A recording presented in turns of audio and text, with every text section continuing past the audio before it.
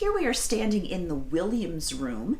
This room was a bit of a later installation of Mr. Du Pont's. He'd actually had an earlier installation here, and it was removed and replaced when this architecture became available. It's architecture from a house that was built in Lebanon, Connecticut in the first half of the 18th century. And it is a wonderful example of a faux marbleizing.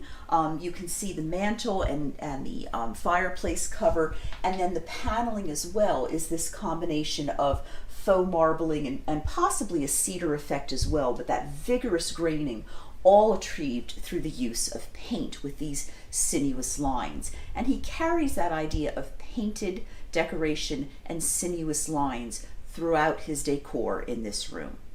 Here we see, for example, a high chest that features painted decoration, and you'll notice all the sinuous foliate vines. In the center drawer, they're actually coming out of a floral container, and the flowers are erupting into vines that are traveling out across the piece of furniture.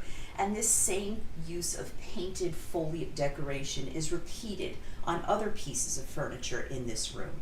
So this little chest with drawer is a bit darker than the other one we saw, but hopefully you can get those bright spots of flowers that are painted on there, and again the vines and the branches that are traveling all over this little gem of a chest.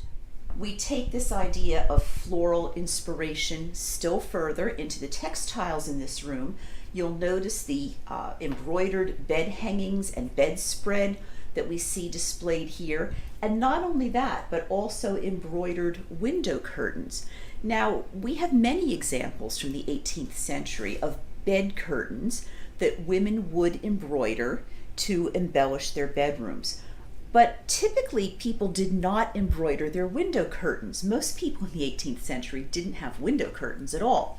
So H.F. Du Pont, wanting to carry through this effect, took 18th century bed curtains and remade them so he could have complementary window curtains. That's not something that's looked on favorably by museums today, but in fact, historically, textiles were constantly being remade in order to extend their life. And in this case, Mr. Du Pont, I would say, extended the life of the bed curtains by remaking them into window curtains that are still in use today.